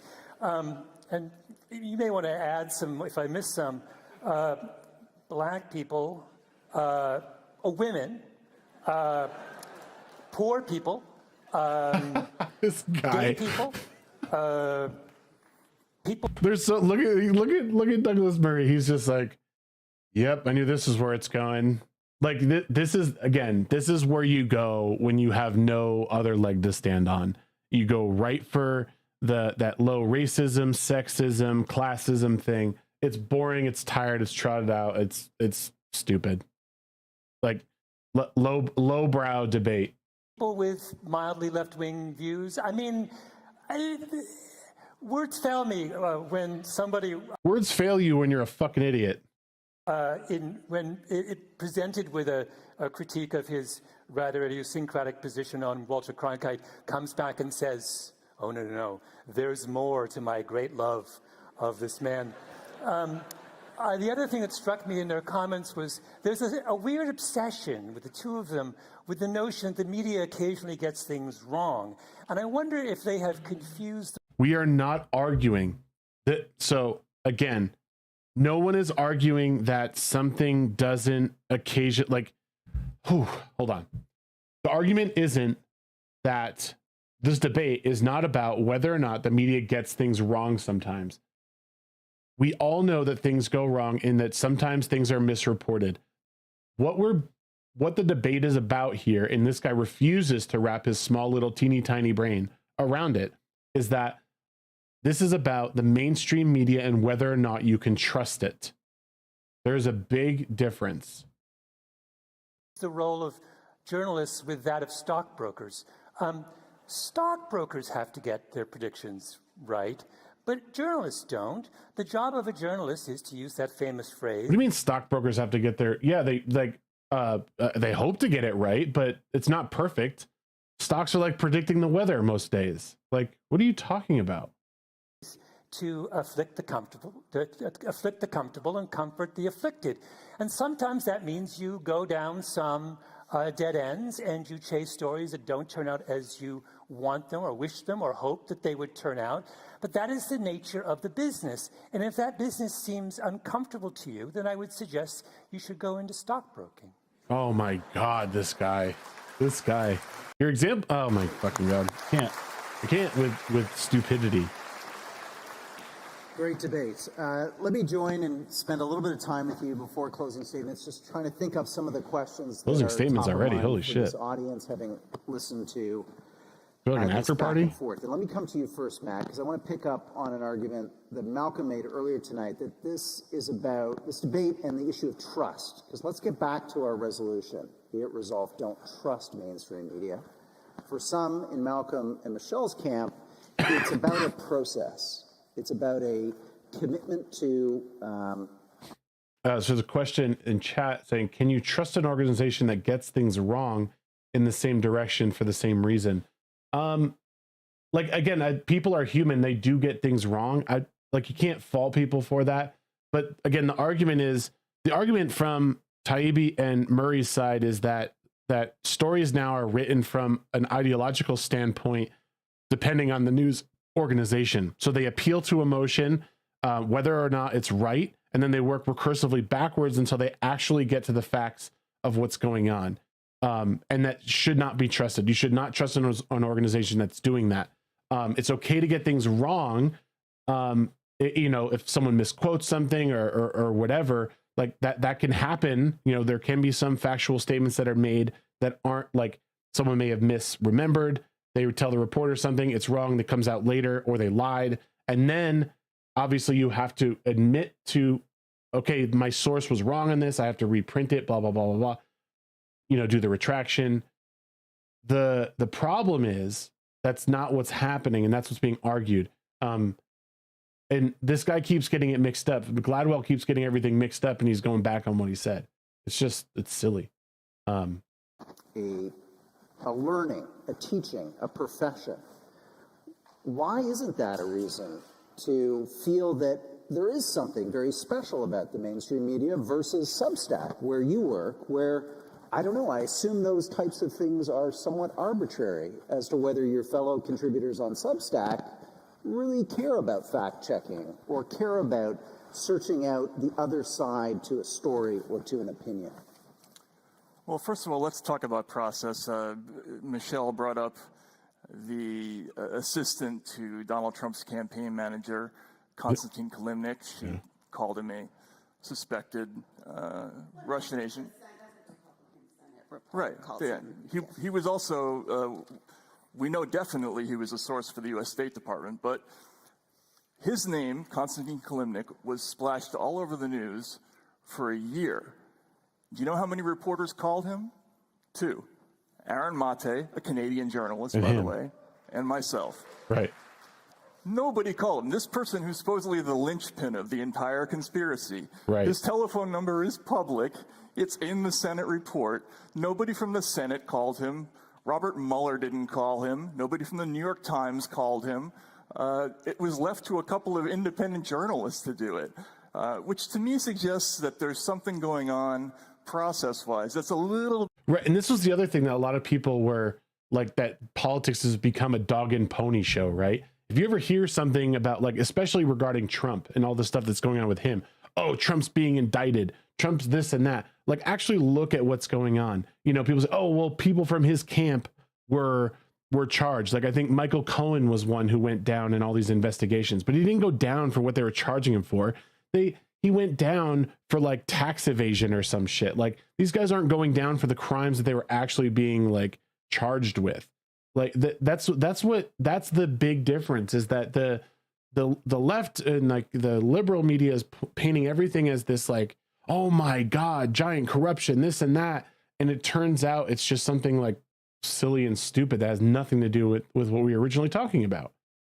Like, that's the journalistic integrity that we're getting into here, that people can't seem to like the other side just doesn't want to admit, or they accepted this as, and they're getting paid very well. I don't know. It's really weird to watch, though.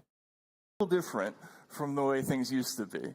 Once upon a time, I think journalists were more interested in what was true and what was not true than whether or not this fit the narrative or not.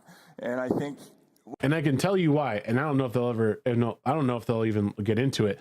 The reason that we're in where we are today is because there's a 24-hour news cycle, and because advertisers, that's how these people are making money, is because they're making entertainment constantly. You're always fixed in, you're always watching.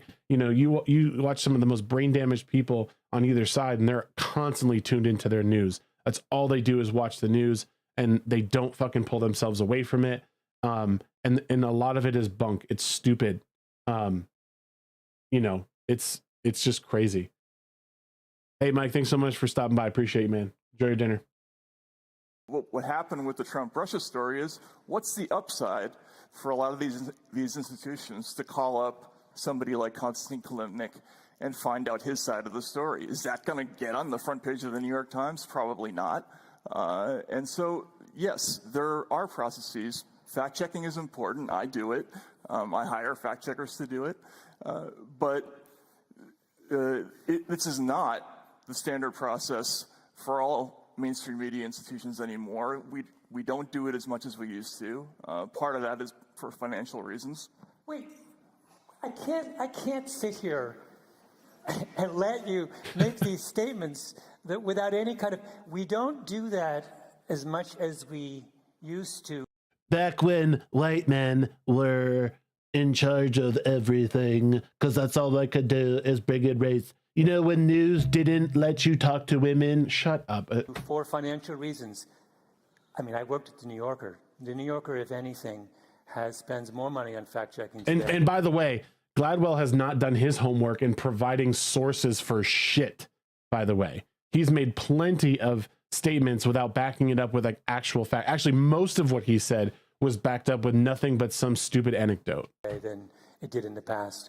I would have thought, with my first book, I didn't hire a fact checker, but then I observed the number of errors in it. I also observed that the nature of the journalism world in which we live, the scrutiny of journalists is such that it's really perilous not to have a fact checker. And so now I have fact checkers. Yeah, many imagine other that. people, I think. Imagine that. You wrote a book and you didn't have a fact checker on what was going on? That seems weird. Why wouldn't you do that? Seems like a lack of journalistic integrity to me. Have observed. Should we trust you? The same thing, that there is now so much attention paid to the accuracy of things that writers say that you'd better make sure you don't have errors in your. So, I mean, Matt, I understand that you do have this wonderful nostalgia for the way things used to be, but I think that you need to fact check some of your nostalgic notions about the wonderful world of the 1950s. Who was watchdogging the New York Times in the 1950s? Nobody was. There was. Okay, so, all right. I don't know if he's going to make this point, but there was almost no reason to, because back then in the 50s, the news wasn't 24 hours a fucking day. So when you actually went out and did your research on stuff, so when reporters went out and collected information, they had a lot of time to get everything in order, because the 5 o'clock news was the big news dump, right? You didn't have 24 hours worth of things to fill the cycle with. That's why you have this problem now, because people just want information. People sit there and seethe for this information. They just, they need more information. I don't care what it says, just as long as I can find my bias. Like, that's all it is now. But people used to sit, like, they had to make sure everything was right, because you had one time to get it right. And I've said this too before. Remember back in the day when you had to write letters to people? Holy shit, imagine this, right? You used to have to write letters to people. You took out a pen, you took out a piece of paper, and you wrote down in your handwriting. And some people way back in the day even dipped this feather into an inkwell and then wrote. And the only way that you had to, like, excuse me, you had to write it perfect. Everything you put in that letter had to mean something. It had to be true, had to be factual. That was the nature of communication and information gathering back in the day, in the 50s or the good old days or whatever you want to say. This guy is like completely throwing all that information out, or all those memories out of the window, and thinking again, we have to just look at everything through the lens of 2022 and back in the 1950s. No, that's not how it was. You didn't have a 24-hour news cycle back then. You had a 5 o'clock news and a morning news, and that was like it. A newspaper. You had to be accurate with what you had because it wasn't going to be reprinted for a whole day. God, why is this so hard to understand? There's a tiny little universe of people now watchdog institutions like that, and so they have a higher commitment to the truth. I hope someone brings First of all, hold on, Matt. Let's bring Douglas in on this. I just want to hear his voice. Doug is speechless. I'm never speechless. It's not a problem I suffer from. This is true. I can't sit here and listen to Malcolm Gladwell talking about fact-checking and the importance of it. Not to get too mean, Malcolm. I read your book, David and Goliath. The chapter on Northern Ireland is more filled with inaccuracies than any other chapter in a non-fiction book I have read. It is, having written a not very well selling, but widely acclaimed book on Northern Ireland myself, my book on Northern Ireland didn't sell anywhere near as much as yours did, Malcolm. But mine was filled with facts. And your chapter on Northern Ireland was so filled with inaccuracies. Irish historians ripped it apart. Would that you had a fact checker, Malcolm. Would that you did your own research. But anyway, let me get back to another point. I must say, you do a very good job of it. But you must say, you do have a tendency to accuse those who disagree with your opinion. No, it's not disagreement. It's not disagreement, Malcolm. You didn't know that the provisional IRA were responsible for 60% of the deaths in the Troubles. There were basic things you just didn't know, Malcolm. No. I'm sorry, it's not my fault, it's yours and your fact-checkers. I didn't know that the function of this debate was to rehash the accuracy of a chapter in a book that I wrote. Well, you were the one that started talking about fact-checkers. I'm simply saying, why don't you employ some? I suspect. Or your publishers. Douglas, why don't I make the point I wanted to make other than that? Briefly, yes. Good Lord. So take the Hunter Biden story. Oh, here we go. I'm sorry. Oh, don't want to hear it. Of course you don't want to hear it. Is there no end to the... Oh, this is great too, because what's even funnier about this is that this was probably recorded before everything dropped from Elon Musk, so now Gladwell probably looks even more stupid. Kind of Twitter stuff you guys are going to dredge up here. Of course you don't want to hear it, Malcolm. Of course you wouldn't, because it goes against your ideological presumptions. That story was a big story, okay? It was a big story. The New York Post, which I write for, but the New York Post, America's oldest newspaper, was silenced on Twitter, was silenced across the media. You know, the Washington Post has now picked it up. It's saying that... Yeah, and that does involve mainstream media, because the New York Post is like the oldest running newspaper, and that Twitter account was taken down because of it. The laptop's true. But why didn't the media pick it up before? Why didn't they call up people? Why didn't they check whether the emails were accurate? Oh, yeah, someone needs to call the police, Otis. Like, we just witnessing a murder. Because they didn't want Biden to lose the election. Right. He was their guy. Yep. And they weren't going to screw that up. Nope. Now, I ask you... Can't do that. Yeah, go ahead. This is an important allegation, and I knew the Hunter Biden laptop was going to come up. It had to land, so it's landed at just the right time. So, Michelle, let's come to you on this, because I think many people... I do want to talk about the Hunter Biden laptop, because I actually was telling Malcolm, we were talking this morning, and I said, I bet they're going to want to talk about the Hunter Biden. I bet. Again, this didn't age very well, because, again, this must have been recorded before everything released over this weekend. So it's really funny that they all think they have some gotcha moment now. Like, oh, yeah, see, now you're just poking around some right-wing conspiracy theory about Hunter Biden, blah, blah, blah, and his fucking laptop. So, joke's on you now. And he said to me, really? Who would care about that? Yeah, people with actual journalistic integrity who knew that this stuff was suppressed at a time that was actually important to the American people. So an election is going on with and Biden being implicated in stuff on this laptop, and now the information is being suppressed from people. It's being taken down from a mainstream media publication. Like, this has everything to do with the debate that's going on, and you shouldn't trust the mainstream media because of this. So I want to say this about the Hunter Biden laptop. that because, again, I feel like this story is this is a revisionist history. I mean, let's remember what happened with the Hunter Biden laptop. The person who wrote the New York Post story asked to have their name taken off of it because they thought the story was unreliable. The people who had the hard drive would not give it. Doesn't matter because it was true that it was his laptop. To the Washington Post and the New York Times before the election. So you're basically saying, why didn't they rely on the post reporting that the reporter himself considered unreliable? And I went back through some of this stuff because I figured we'd be talking about this. The Washington Post, yes, has been able to confirm. And so it doesn't really matter what Michelle says at this point because it was all it's all been made very clear that the Biden administration worked with Twitter executives at the time to suppress the story because it was politically inconvenient. Remember that. That's not even up for debate anymore. It's in the Twitter files. Like, I feel weird saying that because I probably get in trouble, but like I'm telling you, like it's not even an issue anymore. Like these documents confirm that people within the Biden administration were working with people within Twitter to suppress this story because it was politically inconvenient. They hired forensic experts, were able to confirm some of the emails on the Hunter Biden laptop and some of the other material. There's like really, I mean, I don't think anyone's disputing that Hunter Biden is a, both corrupt and troubled person. But I just want to, I wrote this down because I thought this might come up. Among the reasons for the inconclusive findings was the sloppy handling of the data, which damaged some records. The experts found that the data had been repeatedly accessed and copied by people other than Hunter Biden over nearly 3 years, blah, blah, blah, the FBI.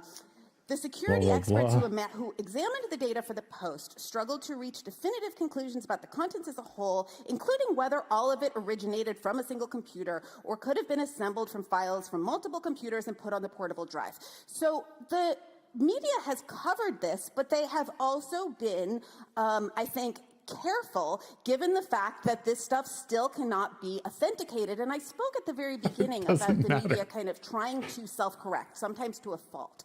And when there was a leak, when Hillary— I love that I'm reacting at the same points that they are, because it just means that I'm not stupid. Hillary Clinton's emails were leaked, and emails from the DNC were leaked. In 2016. I mean, I was at the Democratic convention and you sort of saw how it turned the mood, how it soured the mood, how it angered so many of the Bernie Sanders supporters. So it had a real impact on the way that race unfolded.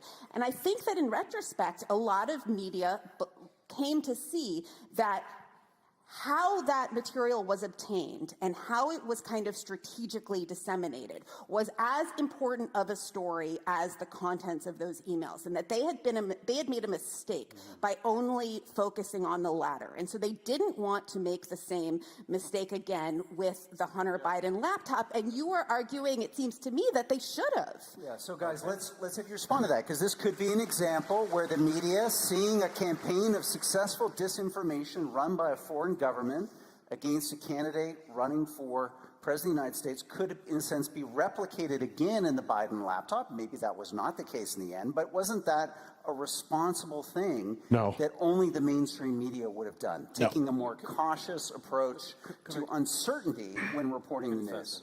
Okay. First of all, the 2016 campaign was not disinformation. It wasn't fake. Those emails were real. They were all authentic.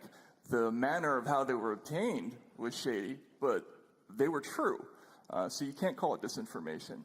Neither was this. Right. The manner in which they're obtained is shady. It's not disinformation, though. That's an important distinction. This was not disinformation. And news organizations are not required to report on anything. No one has to do the story on the Hunter Biden laptop if they don't want to. They're not obligated to. However, they went beyond not covering it. They wrote stories that this was Russian disinformation. They repeated the statements made by 50 former intelligence officials who described this as having all the earmarks of a Russian information campaign. By the way, they didn't use the word disinformation. But that wasn't even the most important part of the story. The important part of that story wasn't even about Hunter Biden.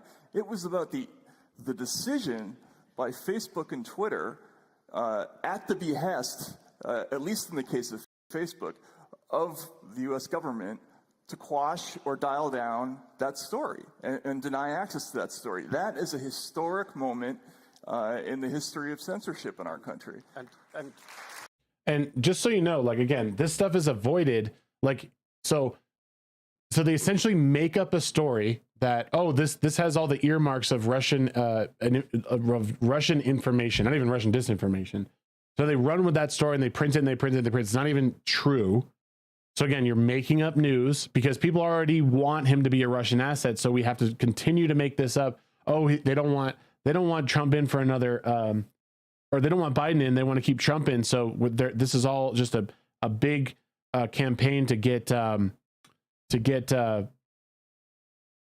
keep Trump in office. No, that's a total violation of journalistic integrity. And not to mention all the stuff that was going on with Twitter and Facebook at the time surrounding the New York Post. So, and people just asking questions. Like it is a huge discovery that this was going on at the highest levels of our government, and then also, or an incoming government. Like, and what Trump was saying on Truth Social about all of this coming to light. Like, I don't necessarily agree that we need to like throw everything out at this point. I don't think he said anything about throwing out the Constitution. People seem to be really enraged and saying that, oh, he wants you to tear up the Constitution. No, if what is being said is true, if all of this stuff pans out to be like the Biden administration works with big tech to suppress information that could have turned the election around, that is huge. Now, I don't know how you prove that, and I don't know any of that, but it is still huge in like again, above and beyond what Watergate was. Like, this is huge, guys, like insane. What we're seeing is history, and we're going to see class action lawsuits because of it. And James Woods is already talking about rallying people to start one. Like, I will be surprised if you don't see a lot of people go down for this. It is not good for the federal government right now. Yeah, come quickly on this line and go to... I've got to add to that. It's like, Malcolm, you're kind of, oh my God, what a yawnaroo the whole Hunter Biden story is. How boring to talk about the idea of corruption at an epic scale in the first family. How boring. Who would want to harp on about that? And they did this throughout Trump's presidency too, like corruption in his family, smearing his kids for being, for hunting in Africa. Like, this is what they did. And then as soon as you bring up Biden's kids, as soon as you bring up Hunter Biden, it's like, what? It's not Biden. How dare you? Oh, clutches pearls. Let me try the counterfactual on you. It's October 2020, and a huge number of emails are suddenly dumped revealing unbelievable scandal in the Trump family. I don't want to concentrate on the dick pics and the crack and the stuff. Never mind about Don Jr. if he'd been doing that. Let's just focus on the email. Thank you. Like, again, thank you, Douglas Murray. I'm glad we're, you're a good dude. Emails. There was a very easy way, Michelle, as you know, to certify whether this stuff was true. You could call up anyone on the email chains and say, did you get this email? They didn't bother with any of that stuff. They'd have been excited as hell across most of the mainstream media if this had been emails from Donald Trump's son saying, and I'm no Trump fan, let's not get into that cheap rut, but if it had been Don Jr. saying to his child, you've no idea what I've done for this family, the demeaning things I've gone through, I have to give half of everything I earn to my dad. Oh, you're Nauru, definitely. Who'd care about that? No, the point is simply that this was one of the occasions in recent years where the mainstream media showed its transparency as a political organization. Yes.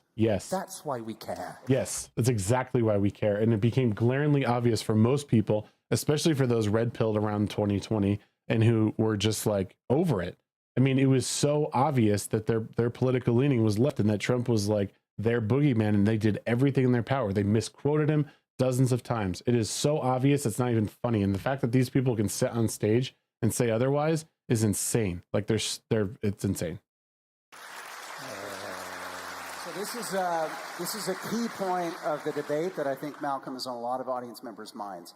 Why is it when these mistakes, or in case maybe this wasn't a mistake, a sudden cautiousness emerges, why does it always seem to if we look at the circumstances over the last few years, benefit one political orientation and seem to disadvantage a party or an individual of I'd love to hear their political answer. orientation. Do you guys remember, like, butthurt emails? I mean, does anybody remember the completely outsized attention paid to Hillary Clinton's information security protocols in the run-up to the 2016 election? I mean, this was on the front page of the New York Times constantly. This was just an absolute drumbeat that the most important thing in the 2016 election was Hillary Clinton having a private email server. I mean, the idea that these distortions Is she trying to make the case that the New York Times is a right-leaning publication?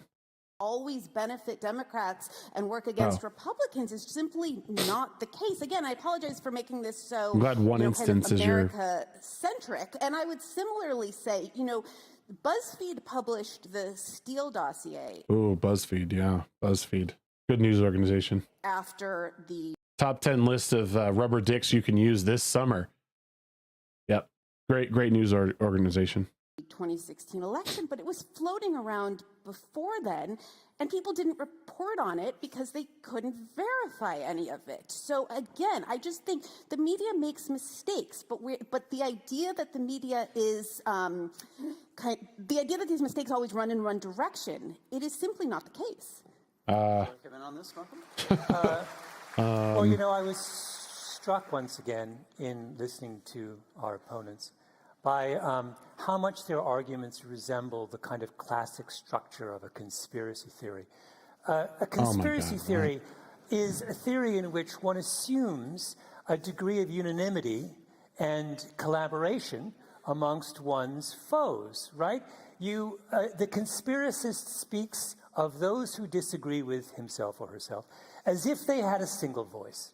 And there are numerous really unpleasant examples of this. This is not one of those. This is a much milder, more naive variant on the traditional conspiratorial model. But nonetheless, when Matt and Doug speak about the mainstream media, they're acting as if there's a big room, possibly in New York or in Washington, D.C., or maybe in between, so that each party has equal access to the room, in which everyone gathers every morning and makes up the agenda for the day, right? And the people fly in from the big news networks, and someone from CBC comes down. Yeah, and right. This cabal of high-minded, well-paid, elite white, as it turns out, journalists, some of them... Oh, more race. Hey, more race, guys, because he's white. Because he's white, we have to discredit him.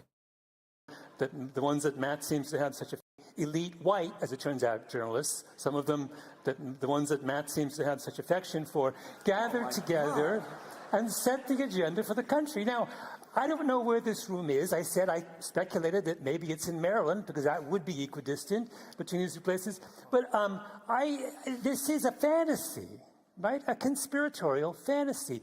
The truth is that the elements, and this is why I made a big point about their failure to define what the mainstream media is, and it's a crippling failure. Because they never really grasped and told us what they were talking about, they were free to construct this mythological thing where all these people get together and set the agenda. There is no thing, and there is no agenda. There are a variety of disparate voices, and they have chosen to cherry pick and create this complete mythology. Man. It's so strange. It's so strange hearing you debate, Malcolm, because you listen to nothing that your opponents say. Yeah, exactly. It's quite extraordinary. I've met it before, but never quite so badly as it occurs in you. You keep saying things that neither of us have said, and then you try to pathologize what we say. Yep. You decide to say things like, oh, it's a conspiracy theory. If it comes from this side, it's a conspiracy theory. You say, we don't do our research. We're just conspiracy theorists. Mild. Apparently... This is a huge tactic from the left, is that anything that we have said over the past couple of years is conspiracy, of course, until it's not, right? And then it all comes out. But that's the problem, is that's how they dismiss you as just a cretin that needs to be dealt with. Just a conspiracy there, And I'm glad that Douglas Murray is not letting him get away with it. But this is what happens, and this is the problem, and why you can't actually debate with these people because they don't hear anything you say. They hear one thing, they respond on it, and it's so, I'm so sick of it. A mild dose of it, he says, in his excellent medical-like analysis of his opponents. We just have a mild dose. No, Malcolm, why don't you listen to what comes out of our mouths and try to learn something from it, as I am with you this evening? But at the moment, all I get is you dismissing every single story we come up with, every egregious failure of the mainstream media. I've given you a definition of what I think of as the mainstream media, so your attempt to claim that we haven't answered it yet is just another straw man in your massive legion of straw men you keep creating this evening. But I beg you to actually consider the fact that what we are describing is, even if you think not as accurate as you would like, an expression of a problem that is going on in our societies. Functioning liberal democracies need to have trust in their media. And the best that your side has been able to come up with so far tonight is to say, we get things wrong quite often, but you should trust us. Right. That's exactly what's been said this whole time, and that's not the argument that's being made. So where do we find trust, Matt? I mean, do we find trust in Substack? I'm generally curious about that. Where, if it's not mainstream media, which we traditionally have turned to for better. Brahma over on Rumble says, look at all the examples of the media using the exact same phrase on every broadcast throughout the day and tell me they don't coordinate it. For example, mostly peaceful. Exactly. Better or worse to seek out facts that are widely understood to be true, then where does that truth factory now exist, or does it not exist at all? It doesn't come from an institution. The only way, there's no shortcut to trust in media. The only way to get it is by doing a good job over and over and over again, not getting things wrong, and when you do get things wrong, admitting it. There's no other way to do it in media. And the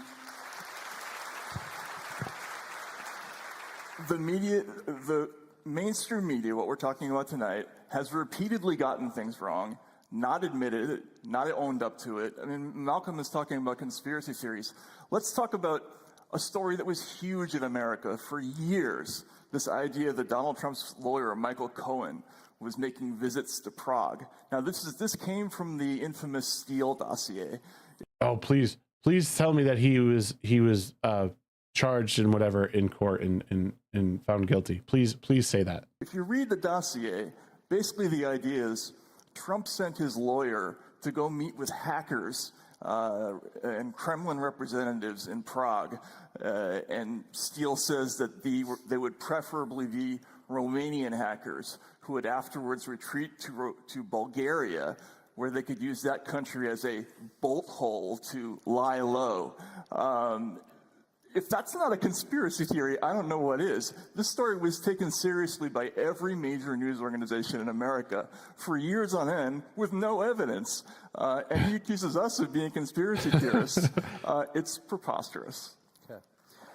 Let's, just in our remaining time here before we go to closing statements, the other part I want to touch on for the benefit of this audience is power and the powerful, and how media either holds these to account or not. And I think, Michelle and Malcolm, people would observe today that there are an awful lot of billionaires that now own large chunks of mainstream media. Jeff Bezos at the Washington Post, the Hunt family, the Boston Globe, Rupert Murdoch, a whole swath of properties. Mr. Buffett, I understand, owns 30 newspapers in America. Do you guys acknowledge, or do you fear, are you concerned about the extent to which mainstream media now is a plaything of some very powerful corporate interests that may not have the interests of citizens or their democracy at heart? I think that that's obviously true. Right? I think that that's inarguable. I would be surprised if there was any difference of opinion between us on that. I don't think that that's something, I mean, it's something that is new in terms of the scale of the wealth because, you know, we live in an age of ever escalating inequality, but it's not a new thing that very rich people have controlled the press. That's been true for as long as there has been a press in we can agree this on something. country. I do think, however, that when you asked before about how you restore trust, and again, I know I keep saying this, I apologize if this is not totally relevant to the Canadian context where you have, you know, kind of media organizations funded by the government. In the United States, where you don't have that, except for things like Voice of America and NPR, one of the biggest crises in terms of trust in the mainstream media, I believe, has sort of very little to do with ideology and much more to do with corporate consolidation. There's been an absolute decimation of local media, and that doesn't just kind of impoverish our view of what's going on in the country, it impoverishes the industry because that used to be the way that you came up in journalism. You started working at a local small-town paper, you moved to a bigger one, you know, maybe you ended your career at somebody. She's saying a lot of like things. New York Times, a lot the of Boston words. Globe, or the LA Times, but it gave people. My father's also a journalist. And it gave people Thanks, like sweetie. my father, who didn't go to an Ivy League school. I mean, I didn't either, but who, you know, sort of wasn't a great student, but was really into sports and was started out as a sports reporter and then became a crime reporter. You had a non-elite path into the mainstream media. It was much more of a blue-collar profession because of the structure of it, because of the way you sort of learned the craft. Get to your point, honey, because we're all falling asleep here. And it also cultivated trust because you could see for yourself if the world that the newspaper or the local news was describing was the world that you saw. You know, you would see people you knew, things that were happening in their community reflected in the newspaper. And so you would be able to develop a kind of different relationship. You knew journalists, you saw journalists. Wait, are you saying that journalists used to do their job and like know what they were talking about and get factual information on things that they're passionate about? What? Is that what you're saying? And that doesn't happen anymore? In your community. That has been decimated, but that is not a story of left-wing ideological capture. That is a story of kind of amok capitalism and plutocracy. Thanks, Michelle. Well said. So a similar question for you guys, which is, there's another billionaire out there who's got his hands on a media platform. His name is Elon Musk, and it's called Twitter. So, I mean, don't we need the mainstream media even more in the face of Elon Musk's Twitter 2.0? No. I mean, yes, we do need the question is, we need journalistic integrity, and we need a trustworthy mainstream media. Yes, that is the overwhelming answer here. Twitter existing has nothing to do with that. It doesn't change anything. Twitter is a town square where people can talk. It's like saying, don't we need to watch out for that town square because, you know, mainstream media, you know, maybe we should just get rid of that town square. No one can stand there anymore, and everyone just goes and watches the TV. Like that's what it feels like. That's what he's saying. The issue with Twitter is about whether or not there are hands secretly on the levers behind the algorithm. Yeah, that's the problem. And guess what? We just found out it's true. And the problem with Twitter as a platform in recent years, as I think everybody who studied it knows, is that there has been a prioritization of certain accounts, shadow banning, all sorts of stuff that Twitter pretended it wasn't doing and then admitted that it was. And, of course, the usual political bias. Now, you can see the political bias in the people coming back on Twitter since Elon Musk took it over. There are no cancelled left-wing accounts coming back on because mostly it wasn't left-wing accounts that were being cancelled. It was right-wing ones, conservative ones, including ones I have no taste for or appetite for. But the fact is that there was a shadow game going on at Twitter, and we will discuss. And guess what administration was involved? You guessed it. discover in the coming weeks, as Elon makes the discoveries clearer, we will discover exactly what that looked like, how behind the scenes Twitter was able to lean to subdue certain accounts, certain stories, how it was able to promote other ones. But that's if I can say so, a slightly separate question to this one. Hopefully Twitter and other social media companies would simply allow a flourishing of the media so that everyone can have their say. It would not be something, for instance, which decided that if a conservative newspaper drops a very big story before an election, you lock that newspaper out of its account for weeks on end. Yeah. Okay. Okay, let's go to closing statements. We're going to take these in the opposite order of the opening. 3 minutes on the clock for each of you. I'm going to leave the stage, and Malcolm, pass it over to you to kick us off for the closing statements. Thank you. Thank you. Okay, so I don't know. I don't really necessarily want to go through their closing statements, but the meat of it was that, because, well, I have some stuff I have to take care of, but seeing what I just saw, it has become very clear to me that Matt Taibbi and Douglas Murray like completely dismantled their opponents. They came locked and loaded with specific examples. They said what they needed to say and then done. It was not the case on the other side. Malcolm Gladwell and Michelle Goldberg spent a lot of time, talking about race. They talking about personal anecdotes, and related that to the broader picture, which just doesn't represent anything. It's pretty crappy. It was intellectually dishonest on their part.